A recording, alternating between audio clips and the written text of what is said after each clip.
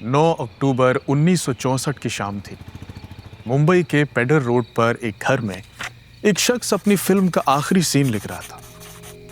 यह आदमी वो था जिसने अपनी जिंदगी की सारी क्रिएटिविटी, सारी मेहनत अपने काम में झोंक दी थी और वक्त से आगे का सिनेमा बनाकर दुनिया के सामने रखा था, लेकिन वो काम दुनिया समझ नहीं पाई।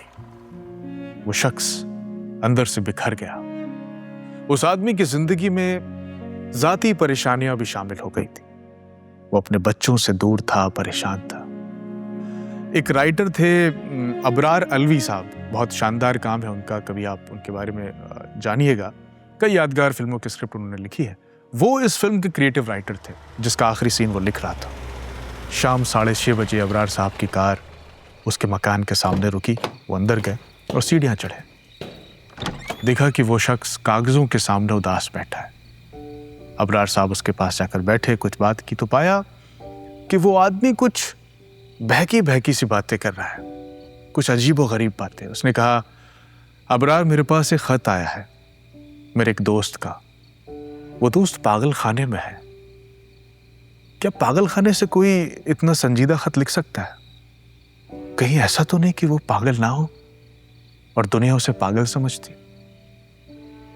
अबरार जानते थे कि वो उसका कोई दोस्त नहीं है, ना कोई खत आया है, पर वो एक अजीब तरह की उलझन में है, डिप्रेशन में है, उसे हेलुसिनेशन हो रहा है। अबरार अलवी ने उससे कहा कि ऐसा कीजिए कि आप आराम कीजिए, हम कल बात करेंगे, अभी आप सो जाइए। काश वो जानते होते कि क्या होने वाला है, लेकिन उन्होंने अपनी तरफ से तो सही किया। अबरार चले गए। रात के 10:30 बजे वो आदमी अपने कमरे से बाहर निकला। नीचे वाले घर के दरवाजे पर उसने दस्तक दी। कहा कि मुझे आपका फोन यूज करना है। उन्होंने कहा ठीक है। वो अंदर गया। उसने अपनी पत्नी को फोन किया जो बांद्रा में रहती थी। पत्नी से बात की, अपने बच्चों अरुण, तरुण और नीना के बारे में पूछा। यह तय हुआ कि अगली सुबह वो लोग मिलेंगे भी। कुछ देर बाद फोन रख दिया गया। वो आदमी अपने कमरे में लौट गया और दरवाजा बंद कर लिया। अगली सुबह यानी 10 अक्टूबर 1964 को सबसे पहले उनका जो नौकर था रतन, वो गया। उसने दरवाजा खटखटाया, दरवाजा नहीं खुला। उसने कई बार दस्तक दी। जब दरवाजा नहीं खुला तो उसे शक हुआ। उसने और लोगों को बुलाया। किसी तरह से दरवाजा खोला गया और दरवाजा खुला तो हिंदी फिल्मों के उस तारीखी डायरेक्टर एक्टर, उसका जिस्म बिस्तर पर बेजान पड़ा था। वो दुनिया को छोड़कर जा चुका था। बगल में नींद की गोलियां थी और उसकी सांसें बंद हो चुकी थी। ये उदास कहानी है हिंदुस्तान के सबसे करिश्माई, सबसे क्रांतिकारी और one of the most talented actor director Gurudutt की।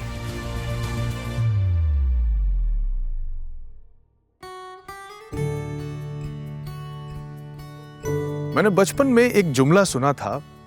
वो ये है कि दुनिया जो है वो मीडियोकर्स की है, औसत लोगों की है। यहाँ कामयाब वही लोग होते हैं जो अच्छा लेकिन एवरेज काम करते हैं। यहाँ बहुत अच्छा काम करने वाले लोग उतने ही नापसंद किए जाते हैं जितना बुरा काम करने वाले।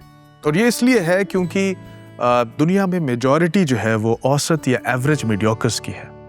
वही लोग हैं जो इस दुनिया को चलाते हैं, वही हैं जो लोगों को परखते हैं। लेकिन फिर भी हर दौर में हमेशा कुछ लोग ऐसे आते हैं जो अपने वक्त से आगे चलते हैं और वक्त से आगे का काम करते हैं। ऐसा ही काम दुनिया के सामने आया था साल 1959 की एक सर्द सुबह में। 2 जनवरी थी। मुंबई में गुलाबी सर्दी होती उस वक्त। सिनेमा घर में एक नई फिल्म रिलीज हुई। उसके पोस्टर पर एक एक्ट्रेस थी, हरे रंग का लिबास पहने हुए खड़ी थी और उसके ठीक पीछे उसके कंधे से लगा हुआ एक उदास हीरो था जिसकी बारीक मूछें थी और भावें इस तरह से कुछ उसकी तनी हुई थी जैसे उस पर किसी ख्याल का बोझ है। फिल्म का नाम था कागज के फूल और पोस्टर पर थे गुरुदत्त और वहीदा रहमान। गुरुदत्त ने इस फिल्म के एक एक सीन में जान लगा दी थी, बहुत मेहनत की थी। सिनेमाटोग्राफी और डायरेक्शन ऐसा था कि इससे पहले इस तरह का काम हिंदुस्तान तो छोड़िए दुनिया में नहीं देखा गया था। नए तरह के शॉट्स थे, कैमरा मूवमेंट थे, कमाल की लाइटिंग थी। लाइटिंग का इस्तेमाल तो साहब ऐसा था कि जैसे वो उस सेट का एक एलिमेंट बन जाती थी। कुछ शॉट्स देखिए फिल्म के, क्या शानदार काम है। लेकिन इसके बावजूद फिल्म बुरी तरह फ्लॉप हो गई। लोगों ने कहा, ये किस तरह का सिनेमा है यार। दुनिया 50 mm के लेंस पे शूट कर रही थी, गुरुदत्त साहब 75 mm के लेंस पे शूट कर रहे थे उस दौर में। लोगों ने कहा, ये कैसे शॉट्स हैं, इतने वाइड एंगल शॉट्स, इतना जूम आउट, ये कैसी सिनेमेटोग्राफी है। फिल्म उतर गई, फ्लॉप हो गई। गुरुदत्त डिप्रेशन में चले गए, जिंदगी उदास हो गई। फिर जो हुआ वो मैंने आपको बताया ही कि वो दुनिया से चले गए। दुनिया को एक ऐसा मास्टरपीस देकर जिसकी कीमत दुनिया ने वक्त के साथ समझी। आज 69 साल के बाद जब किसी फिल्म इंस्टीट्यूट के लड़के लड़कियों को, नए डायरेक्टर्स को डायरेक्शन के क्राफ्ट सिखाए जाते हैं तो उन्हें कागज के फूल दिखाई जाती है। बड़े बड़े इंटरनेशनल फिल्म मेकर्स उस फिल्म का रेफरेंस देते हैं। कागज के फूल, सैलाब, मिस्टर एंड मिसेस 55 और कल्ट क्लासिक प्यासा। ये महलों, ये तख्तों, ये ताजों की दुनिया, ये इंसान के दुश्मन समाजों की दुनिया, साहिर साहब का कि दौलत के भूखे रवाजों की दुनिया। यहां एक खिलौना है इंसान की हस्ती, ये बस्ती है मुर्दा परस्तों की बस्ती। यहां पर तो जीवन से है मौत सस्ती। ये दुनिया अगर मिल भी जाए तो क्या है, ये दुनिया अगर मिल भी जाए तो क्या है। इस गाने की शुरुआत का पहला फ्रेम देखिए, कोई खास बात नहीं है। एक सिंपल सा थिएटर है, लोग ऐसे पलट के देख रहे हैं, एक दरवाजा खुला हुआ जिससे एक रोशनी अंदर आ रही है और एक आदमी ऐसे खड़ा हुआ है जिसे सलीब पर ईसा मसीह टंगे हुआ है। वो दर्द का एक इस्तियारा है, मेटाफर है, एक तकलीफ है उसे, दुनिया का गम। ये यूं ही देखेंगे तो आपको एक महज एक शॉट लगेगा, सरसरी तौर पर आपने देखा और चलेगा, लेकिन इसके पीछे की जो गहरी सोच है वो यूं ही नहीं आती। वो आती है उस नजर से जो शौक से पैदा होती है, तपस्या से पैदा होती है। गुरुदत्त ने फिल्म इंडस्ट्री को सिर्फ 13 साल ही दिए, लेकिन जितने भी दिए उसमें वो बना दिया जो आज भी दुनिया याद करती है। कहने वाले कहते हैं कि ये इसलिए है क्योंकि गुरुदत्त को महात्मा गांधी ने आशीर्वाद दिया था। ये एक हैरान करती है बात महात्मा गांधी और गुरुदत्त के कनेक्शन की, पर यह किस्सा भी सुनाई देते हैं आपको। हुआ यूं था साहब कि 1920 में असहयोग आंदोलन और खिलाफत आंदोलन के दौरान गांधी जी बैंगलोर गए थे। इसके अलावा भी वो कई बार बैंगलोर गए। एक बार जब वो बीमार हो गए थे गांधी जी, तब डॉक्टर्स ने उन्हें कहा था कि ताज़ा हवा के लिए जाएं, वो वहाँ रहे थे, पर ये उससे पहले वाली बात है। तो ये 1920 में गए गांधी जी और उस दौरान वो पब्लिक मीटिंग्स करते थे, हजारों लोग उन्हें सुनने आते थे। इस दौरान एक महिला थी जो उन्हें सुनने आती थी, उसका नाम था वासंती पादुकोण। वासंती गांधी जी की तकरीर से इतना पुरअसर हुई, उस पर इतना असर हुआ कि उसने सोच लिया कि वो भी तहरीक आज़ादी में शामिल होगी, यानी आज़ादी की लड़ाई में वो भी अपना हिस्सा देगी। इसके बाद गांधी जी की स्पीचेस जहाँ जहाँ होती थी वो वहाँ वहाँ जाती थी और उन्हें सुनती थी। बाद में उसकी शादी हुई, एक बेटा हुआ, लेकिन गांधी जी का असर उन पर ऐसा था कि आखिरकार उन्होंने साल 1929 में गांधी जी को एक खत लिखा और खत में लिखा कि बापू, मेरा नाम वासंती पादुकोण है और मैं पेशे से एक टीचर हूँ, सोशल वर्कर हूँ, लेकिन मुझे आज़ादी के संघर्ष में आना है। मैं इस देश के लिए कुछ करना चाहती हूँ।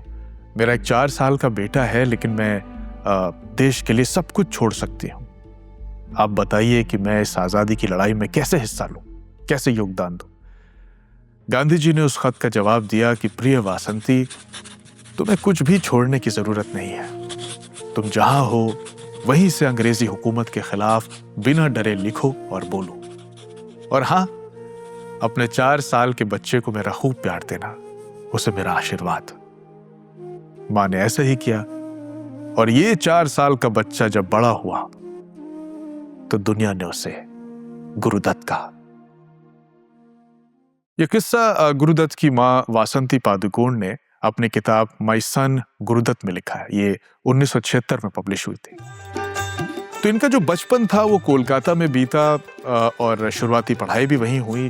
नाम के पीछे से जो पादुकोण था उन्होंने हटा लिया क्योंकि कोलकाता में थे, इन्हें शायद लगता हो कि मैं बाकी दत्त नाम इन्हें कुछ ज़्यादा सूट किया होगा, वहाँ पर बंगाल में इन्हें रख लिया। पर ये बहुत अच्छे स्टूडेंट थे वहाँ पर, और हालांकि ये पैसों की कमी की वजह से ये बहुत ज़्यादा नहीं पढ़ पाए, पर इन्होंने वहाँ पर एक ग्रुप हुआ करता था उदय शंकर का, उन्होंने उसको ज्वाइन कर लिया। वो बहुत मशहूर डांसर थे अपने वक्त के। यही वजह रही कि गुरुदत्त ने फिल्मों में बतौर डांस डायरेक्टर शुरुआत की थी। देखिए लोग कैसे कैसे शुरुआत करते हैं और फिर कहाँ पहुँचते हैं। बल्कि इसकी एक ख़ास बात यह भी है कि जब वो डांस डायरेक्टर के तौर पे काम कर रहे थे तो वो आमदनी का जरिया नहीं था बहुत ज़्यादा। तो उस वक्त गुरुदत्त साहब कोलकाता में टेलीफोन ऑपरेटर का काम करते थे, और ये उन्होंने तब तक किया जब तक वो 1944 में मुंबई नहीं आ गए। तो जब यहाँ आए तो जाहिर है मुंबई में उनका स्ट्रगल शुरू हुआ, और उन्होंने एक ऐसे शख्स के साथ अपना कमरा शेयर किया जो फिल्मों में अपना करियर बनाने आया था। दुबला पतला सा लड़का, माथे पर कुछ सजाए हुए गोल गोल बाल, वो बहुत हिल हिल के बात करता था। तो एक बार का किस्सा है कि गुरुदत्त साहब जब सो के उठे तो उन्होंने पाया कि अलमारी में जो इनकी कमीज थी आयन की हुई, वो उनका वो रूम पार्टनर पहन के चला गया। तो इन्हें बड़ा अजीब लगा। वो जब लौट के आया तो उन्होंने कहा कि भाई ये क्या बात हुई, वो मैंने इस्त्री करके रखी थी कमीज, तुम कैसे पहन के चले गए? तो वो बोला, अरे यार वो मैं माफ़ी चाहता हूँ, वो मेरा ऑडिशन था दरअसल आज, तो मैं वहाँ चला गया। गुरुदत्त भी नेक आदमी थे, बोले चलो ठीक है कोई नहीं, लेकिन चलो एक वादा करते हैं एक दूसरे से, हम में से जो भी पहले कामयाब होगा वो दूसरे को काम देगा, मंजूर है? उसने कहा मंजूर है। वो आदमी जो इनकी कमीज पहन के गया था वो एक दिन बहुत बड़ा एक्टर बना, और दुनिया ने उसे देवानंद के नाम से पहचाना। देवानंद ने भी अपना वादा याद रखा। जब वो प्रोड्यूसर बने तो उन्होंने बाजी प्रोड्यूस की और उसमें गुरुदत्त को बतौर डायरेक्टर लिया। अब गुरुदत्त बुलंदी के आसमान पे थे और कई कामयाब फिल्में दे चुके थे, और उनकी शादी भी उस वक्त मशहूर सिंगर गीता दत्त से हो चुकी थी। लेकिन 1950 के आसपास उनकी मुलाकात हुई वहीदा रहमान से। उनकी सादगी, खूबसूरती और स्क्रीन प्रेजेंस ने गुरुदत्त को काफी इंप्रेस किया, और 1965 में रिलीज हुई फिल्म CID में उन्हें देवानंद के साथ कास्ट कर लिया। तो ये फिल्म मील का पत्थर साबित हुई, और दोनों ने साथ मिलकर फिर बहुत सारा काम किया। प्यासा, कागज के फूल, चौधरी का चांद, इसके अलावा साहब बीवी गुलाम, ये सारी फिल्में उन्होंने की। अब फिल्मों में क्या होता है कि अक्सर नजदीकियों का लोग उसे कुछ रिश्ते का नाम दे देते हैं। गुरुदत्त और वहीदा रहमान के रिश्ते को भी नाम दिए जाने लगे, अफवाहें तेज हो गईं, और इसी वजह से कहा जाता है कि इन अफवाहों ने गुरुदत्त की शादीशुदा जिंदगी पर गहरा असर किया। वो डिप्रेशन में थे, और उस वक्त उनकी फिल्म जो थी वो फ्लॉप हो गई। वो फिल्म जिसमें उन्होंने अपनी जिंदगी की सारी क्रिएटिविटी, सारी कुव्वत, सारा पैसा, सब कुछ झोंक दिया था, और वो फिल्म अपने वक्त से आगे की फिल्म थी। कैफी आजमी ने एक इंटरव्यू में कहा है कि कागज के फूल में गुरुदत्त क्या बनाना चाहते थे शायद उन्हें भी नहीं पता था। जितनी फिल्म रिलीज हुई थी उससे ज्यादा फिल्म काट के डिब्बों में डाल दी गई थी एडिटिंग में। गुरुदत्त की वो कहानी शायद उनकी अपनी कहानी थी, और वो गाना उनकी अपनी जिंदगी की रहनुमाई करता था। बिछड़े सभी बारी बारी, देखी जमाने की यारी। गुरुदत्त जो अपनी जाती जिंदगी में मायूसी के अंधेरे में खड़े थे, प्रोफेशनल जिंदगी की रौनकें भी अपने सामने से जाता हुआ देखने लगे। फिक्र, डिप्रेशन और शराब की लत में वो ऐसे डूबे कि फिर उनका नाम फिल्म इंडस्ट्री में एक ट्रेजेडी की तरह लिया जाने लगा, और एक एक करके लोग उन्हें छोड़कर जाने लगे। देखी जमाने की यारी, बिछड़े सभी बारी बारी, क्या लेके मिले अब दुनिया से आंसू के सिवा कुछ पास नहीं, या फूल ही फूल थे दामन में, या कांटों की भी आस नहीं। मतलब की है दुनिया सारी, बिछड़े सभी बारी बारी। और फिर इसी उदासी में, जैसा कि मैंने बताया कि एक सुबह ये मास्टर ऑफ द क्राफ्ट, उस उस्ताद के कमरे का दरवाजा खुला, तो वो महान एक्टर, डायरेक्टर, राइटर अपने बिस्तर पर मरा हुआ पड़ा था। What a tragedy. कहने वाले कहते हैं कि गुरुदत्त ने अपनी जिंदगी खुद खत्म कर ली, लेकिन उनके बेटे अरुण ऐसा नहीं मानते। वो कहते हैं कि पापा को शराब पीने की आदत थी और उन दिनों वो नींद की गोलियां भी लेते थे, तो मुमकिन है कि डोज ज्यादा होने की वजह से रिएक्ट हो गई हो।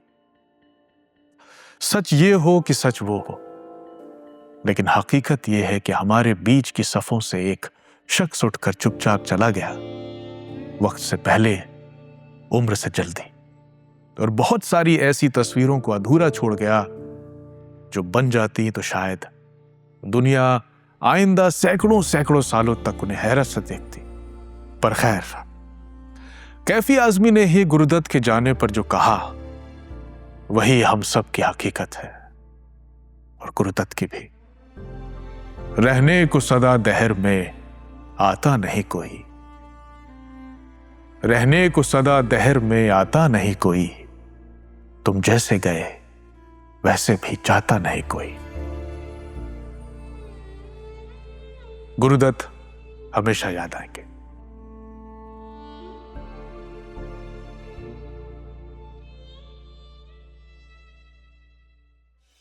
तो दोस्तों, ये था आज का किस्सा। इस हफ्ते गुरुदत्त साहब की सालगिरह भी है, तो हमने सोचा कि उनकी जिंदगी की दास्तान आपको सुनाते हैं। वैसे उनकी जिंदगी को 20 मिनट के एक एपिसोड में समा पाना बहुत मुश्किल काम है, इसलिए ये ना उनकी जीवनी है, ना समान हयात है, ना उनकी पूरी कहानी है। हमने बस उनकी जिंदगी के कुछ किस्सों को आपके सामने एक याद की तरह रखा है। कैसा लगे आपको हमें बताइएगा यूट्यूब के कमेंट बॉक्स में। शो के प्रोड्यूसर हैं माज, साउंड डिजाइन है अमन पाल का, सूरज सिंह का, ग्राफिक्स अलीना चौधरी के हैं। अगले हफ्ते लौटूंगा नई कहानी के साथ। मेरा नाम है जमशेद कमर सिद्दीकी। दुआ में याद रखिएगा।